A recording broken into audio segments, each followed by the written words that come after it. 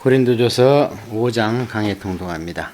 5장에서는 음행하는 문제가 교회 안에 있어서 음행 문제에 대한 사도 바울의 의견을 성령님 안에서 고린도 교회에 권면한 겁니다.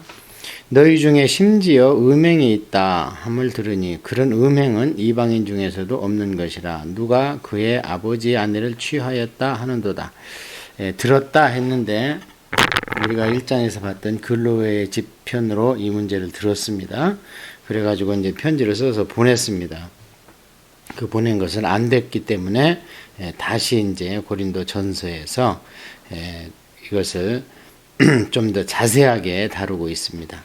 그러니까 무슨 얘기냐면요. 교회 안에서 어떤 아들이 아버지의 이제 그 아내니까 자기 엄마는 아닌 것 같아요. 그러니까 첩을 취하였다. 근데 이게 원어로 보면 취하여 계속 살고 있다는 겁니다. 그들 중에. 그러니까 같이 그런 불의한 자들이 예배 중에 같이 예배를 앉아서 드린다는 겁니다. 이게 참 오늘날도 말이 안 되는 소리인데요. 그 당시 고린도는 큰 신전이 있었습니다. 큰 도시마다. 그래서 거기에 제일 큰 문제는 사람이 먹고 살만 하면 제일 큰 문제가 이 음행 문제입니다. 권위나 명예나 이런 문제는 이제 잘나고 똑똑한 사람들 얘기고 이 음행의 문제는 그냥 일반 대중한테 침투하는 사단의 방법인데요. 먹고 살만하면 이런 문제가 예나 지금이나 있는데 이게 오늘날에도 참 교회뿐이 아니고 이방 세계에도 만연되어 있죠. 한국도 먹고 살만하니까 이런 문제가 많이 거론되는데 특히 교회에서는 이게 이제 사단의 책동이기 때문에 사단은 원래 그 속성이 찬양하는 자입니다. 그래서 이사야서 14장과 에스겔서 28장을 보면요. 사단을 위해서 하나님이 비파와 수금을 만들어 놓고 찬양 좀 잘해봐라 하고 기름 부었답니다. 그러니까 우리 찬양대 또 성가대 참 조심해야 됩니다. 꼭 찬양하고 성가하려면 앞에 나가서 딱 여러 성도들 앞에서 하기 때문에 주목받기가 쉽죠. 그래 오늘날도 이게 상당히 우리가 경계심을 가져야 됩니다. 그러하고도 너희가 오히려 교만해져서 어찌하여 통한이 여기지 아니하고 그 일 행한 자를 너희 중에서 쫓아내지 아니하였도다. 그런 사람이 있다면 통한이 여기고 그 다음에 쫓아내야 됩니다. 두 단계인데요.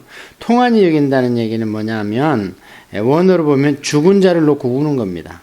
그러니까 살 소망이 없는 것처럼 애간장이 끊어지게 우는 거죠. 죽었으니까 무슨 소망이 있겠습니까? 그런 통한이 회개하는 마음으로 그 자들을 여기고 그 다음에는 그거로 안 되고 쫓아냅니다. 쫓아내는 것을 다른 말로 출교 이렇게 교회에는 이제 권징이 있습니다. 권면과 징계가 있는데 가장 이제 어려웠던 것이 출교입니다. 그 당시에 출교를 하면은 오늘날 같이 뭐 교회가 여러 군데 있어가지고 또 받아주고 이런 게 아니고 출교하면 그냥 끝나는 겁니다. 그래서 심지어는 그것을 내가 성부와 성자와 성령의 이름으로 너를 출교하노라 하면 그 다음부터는 교회도 나오지 못할 뿐만 아니라 사단의 이제 놀이개가 되는 겁니다. 그러면 이제 일부는 바로 죽는 경우도 있다 그래요. 내가 실로 몸으로는 떠나 있으나 영으로는 함께 있어서 거기 있는 것 같이 이런 일 행한 자들을 이미 판단하였노라. 이게 조금 요즘에 잘못 적용되는데요. 바울이 몸이 여가 있지만 이제 영이 거기 갔다. 그래서 마치 영이 몸을 떠나가서 그들과 함께 무슨 회의를 하고 이렇게 하는 것처럼 우리가 이것을 잘못 해석하고 있는데 그거는 이제 원어와 함께 성경 전체적으로 공부를 해봐야 되는데요. 이거 무슨 얘기냐면 몸으로는 떠나 있죠. 지금 사도 바울은 에베소에 있고 편지를 받는 사람들은 고린도에 있습니다. 영으로 함께 있다. 이 얘기는 성도들은 몸은 떨어져 있습니다. 뭐 교회만 떠나도 떨어져 있고 부부간에도 같은 교회를 다니지만 일터 갈 때는 떨어져 있는 거 아니겠습니까? 그러나 한 성령 안에서 항상 같은 생각을 하는 겁니다. 그래서 내 영과 같이 하시는 성령님이 다른 성도와 함께하는 성령님이 그 성령님이기 때문에 성령이 충만하면은 영이 함께 있는 겁니다. 그래서 사도 바울은 너희들은 쫓아내지 아니하였지만 이미 영으로 성령 안에서 하나 된 나는 이 일을 행한 사람이 이미 판단했다. 이건 잘못됐기 때문에 쫓아내야 된다. 내가 이제 거기 간다면 이들은 회개하지 않는 한 출교시켜버린다. 이렇게 결정을 했다는 것이지 어떤 신비한 현상으로 인해서 영이 쏙 빠져나가서 거기 가서 뭘 보고 듣고 이러고 왔다. 그런 얘기가 아니고요. 예. 성도는 성령 안에서 하나다. 그러니까 어디 있든 지도자로서 판단을 할 수 있다. 그래서 지금 편지로 출교시켜라 하고 판단을 한 거고요. 내가 거기 가면 그를 출교시켜버리겠다. 이렇게 이미 결정이 다 났다는 겁니다. 주 예수의 이름으로 너희가 내 영과 함께 모여서 우리 주 예수의 능력으로 이러한 자들을 사탄에게 내어 주었느니 이는 육신은 멸하고 영은 주 예수의 날에 구원을 받게 하려 함이라. 예. 이게 아까 내가 이미 판단하였다 하는 내용을 자세히 밑에 기록한 게 무엇이냐면요. 자, 첫째는 내 영과 함께 모여서 우리 주 예수의 능력으로 이런 자를 사탄에게 내어주었다. 이게 판단한 건데요. 왜 여기에 예수님의 능력이 들어가는가? 이런 상황을 우리가 실제로 우리 주변에 있었다면요. 예수님의 능력이 없이는 이런 사람을 판단할 수 없습니다. 왜냐하면 성도죠, 첫째. 그 다음에 이웃일 수 있고 형제일 수 있고 또는 친척일 수도 있습니다. 그런데 어떻게 우리가 육신의 혈연 관계로 인해서 또는 교회에서 인연으로 인해서 당신은 교회를 더 이상 나오지 마 한다든지 이제 이 뒤에 보면 말도 섞지 말고 교제도 하지 말라는데 그렇게 단호하게 할 수 있겠는가. 특히 우리 형제라고 한번 쳐봅시다. 우리 형님이 그런 일을 벌였으면 형님 이제 안 보겠소. 이렇게 할 능력이 있습니까 우리가? 없습니다. 이 체면 때문에 어떤 세상의 인연 때문에 그렇게 못합니다. 그러나 사도 바울은 예수 없습니다. 그냥 하나님의 데 붙들려 있기 때문에 주 예수 그리스도의 능력으로 너의 모든 관계를 다 청산해버리고 성경대로 이들을 사단에게 내줘라. 그래야지 육신은 멸하고 영은 구원받는다. 이제 이게 잘못 들으면 육신과 영이 멸망과 구원으로 이렇게 구분되는 것 같은데 그런 얘기가 아니고요. 육신은 멸한다는 얘기가 뭐냐면 우리의 육신은 쇳덩어리 아닙니까 사실. 그렇기 때문에 육신을 날마다 죽인다. 사도 바울도 그런 표현을 하잖아요. 그래야 내가 구원을 이루어 간다. 그렇게 사도 바울의 표현이 여러 군데서 표현되고 있습니다. 그런 맥락에서 이것을 해석해야 되는데요. 육신의 관계를 어렵게 함으로 그가 환난과 고통을 통과해서 나중에 다시 교회로 들어온다든지 또는 주 예수의 날에 구원을 받게 하는 게 옳지 않겠는가. 나중에 예수님 재림할 때라도 믿음이 조금이라도 있어야 부활하지 않겠는가. 그렇게 해석을 하면 정통적인 올바른 해석입니다.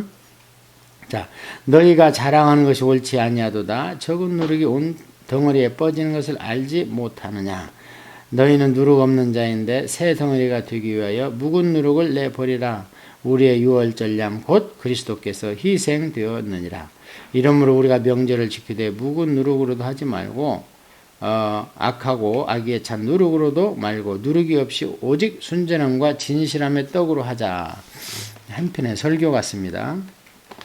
인용은 많이 하고 듣기는 많이 들었는데 이 안에 있는 내용은 번역이 좀 한글로 어렵게 됐기 때문에 잘 어렵습니다. 자, 너희가 자랑하는 것이 옳지 아니한다. 적은 누룩이 온 때에 번지는 알지 못하느냐. 그러니까 이런 건 이제 자기들이 그게 온당하다는 거예요. 왜냐면 아까 그런 예수님의 능력이 없고 성령의 능력이 없기 때문에 그냥 조금만 눈 감아 주면 되지. 그게 사랑 아니야. 이러면서 합리화시키고 자기가 마치 잘하고 있는 것처럼. 오늘날 큰 문제입니다. 지금 무슨 문제냐면 온 기독교 국가라는 나라들이 인권이라는 문제를 가지고 하나님의 신권을 무시하고 있습니다. 그게 동성연애, 동성결혼, 짐승 우대, 짐승 학대죄, 이런 겁니다.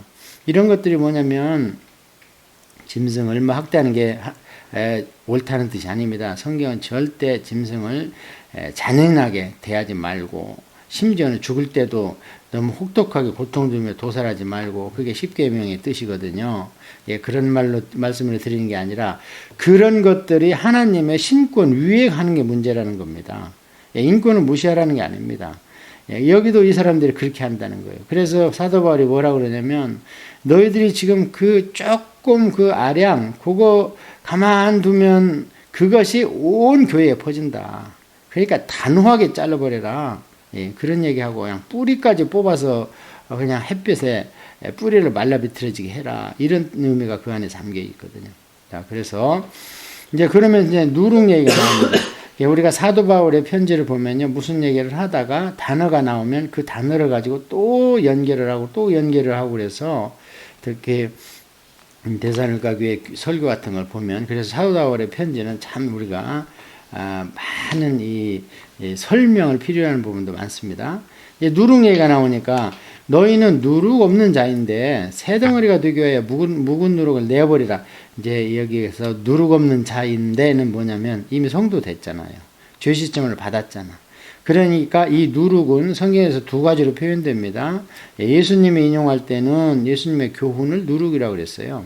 또 예수님께서 헤롯과 바리새인의 교훈을 또 누룩이라고 그랬습니다. 그래서 이 누룩은 우리 인간 사회에 있는 어떤 원리나 교훈들을 얘기하는 겁니다.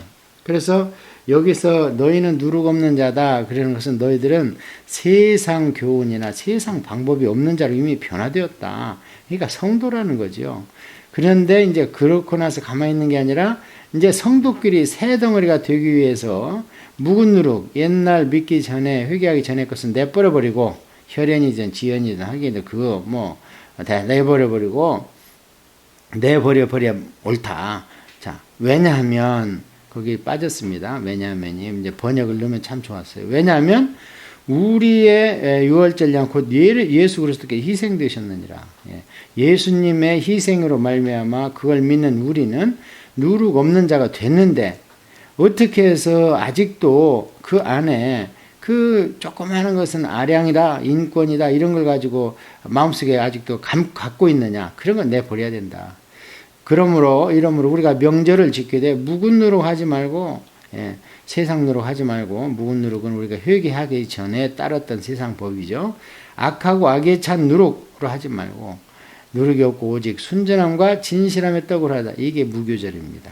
그래서 오늘날 우리는 예수님의 십자가가 6월절 어린 양이죠. 그리고 바로 시작되는 게 무교절 아닙니까? 일주일. 성경에서 일주일은 완전한 숫자를 나타내는데, 그래서 우리는 예수님 믿는 순간부터 우리가 죽을 때까지 또는 예수님이 오실 때까지 우리는 무교절을 지키는 겁니다. 이 말씀 따라서 원리도 그렇고 사도 바울도 그렇게 이야기를 합니다. 자, 내가 너희에게 쓴 편지에 음행하는 자들을 사귀지 말라 하였거니와 그 괄호치고 글로에게 한 회신입니다. 이게 고린도 전서 앞에 써 있기 때문에 고린도 전전서다 그렇게 신학자들은 얘기를 합니다. 그러니까 편지가 지금 4권 써 있다고 제가 계속 말씀드리는데 이게 첫 번째 편지입니다. 이미 써 보냈어요. 음행에 대해서. 자, 그런데 이 말은 이 세상에 음행하는 자들이나 탐하는 자들이나 속여 뺏는 자들이나 우상 숭배하는 자들을 도무지 사귀지 말라 하는 것이 아니니 만일 그리하면 너희가 세상 밖으로 나가야 할 것이라. 세상은 다 이 쥐덩어리고 음행덩어리고 하니까 세상 그런 걸 그냥 보지도 듣지도 않으려면은 지구를 떠나야 된다. 그러니까 뭔 얘기예요? 교회 안에 있는 형제를 지금 대해서 얘기하는 거다. 그런 얘기죠. 자, 이제 내가 너에게 쓴 것은 만일 어떤 형제라 일컫는 자가, 그러니까 교회 밖에는 그런 게 만연되어 있지만 그런 건 하나님이 판단할 거고, 우리는 지금 교회 안에 있는 사람, 형제를 일컫는 자가 음해하거나 탐욕을 부리거나 우상숭배를 하거나 모욕하거나 술 취하거나 속여 빼앗거든 사귀지도 말고 그런 자와는 함께 먹지도 말라 함이라. 아까 9절에서 너희에게 쓴 편지에 음행하는 자는 사귀지 말라 했는데 이 사귀지 말라는 게 뭐냐? 그런 사람과는 사귀지도 말고 먹지도 말라는 거예요. 말하자면은 이게 원어로 보면요, 섞이지 말라는 겁니다. 그러니까 섞이는 건 2개입니다. 같이 대화하지 말라는 거예요. 말을 섞지 말라는 거예요. 그리고 어떤 행동을 같이 하지 말라는 거예요. 그래서 행동을 섞지 말라는 거예요. 그래서 제가 이제 서울에 있을 때에 모시던 같이 신앙생활 하던 목사님은요, 진짜 출교를 시킵니다. 지금도 그런 교회가 있습니다. 근데 출교한 사람과 아직 교회 안에 있는 여자 집사님 두 분이 시장에서 식료품을 사다가 서로 대화하고 이런 걸 봤어요. 그 목사님이. 그래가지고 그 목사님이 자기 교회에 남아있던 그 여집사님을 호되게 나무라는 걸 봤습니다. 왜냐하면 교회에서 출교한 사람은 외롭게 만들고 이렇게 해야지 다시 교회로 들어오지. 사도 말대로 육신을 멸하야 힘들게 해야 영혼이 구원을 받지. 왜 말을 섞냐고 호되게 야단치는 것을 보고 참 종이 아직도 있구나 하는 깊은 인상을 받은 적이 있습니다. 오늘날 이거 우리가 이렇게 보긴 했습니까? 이 교회에서 쫓아내면 저 교회에서 환영식을 해주는 통에 도대체 교회가 권징이 없어, 징계가 없어. 그래가지고요 순수성이 다 없어졌습니다.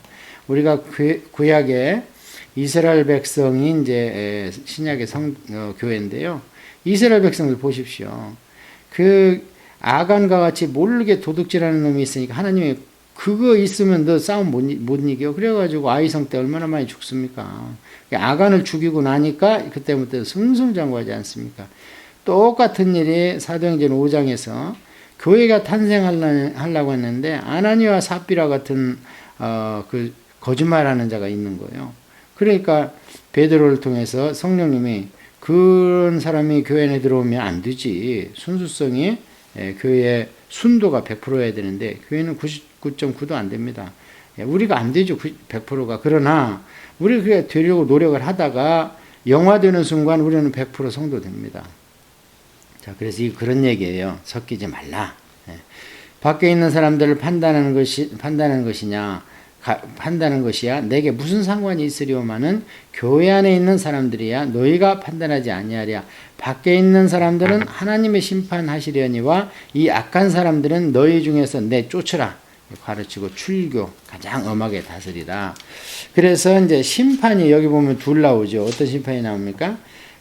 교회 밖에 있는 사람들은요 하나님이 심판합니다. 그러니까 뭐 정치를 잘 하네 못하네, 뭐 경제를 잘 하네 못하네, 물론 우리가 불평할 수 있죠. 그러나 그들을 미워하고 우리 마음속에 죄가 싹트면 안 됩니다. 하나님 하실 거고요. 우리는 교회 안에 있는 사람들 오히려 이렇게 권면하고, 그래서 권사 아닙니까? 그리고 당회에서 또는 이렇게 징계하고, 권징조례라고 어느 교회든지 헌법에 있습니다. 엄연하게 살아 있습니다. 그러나 그것을 시행하면 교인이 쭈를까봐 그러는지 어쩌는지 참 순수성이 잃어가는 것을 우리가 볼 수 있는데요. 5장에서는 음행하는 자에 대한 아주 단호한 사도 바울의 교훈을 받습니다. 그래서 아예 이미 판단하고 쫓으려고 통한이 여기고 이렇게 해야 된다.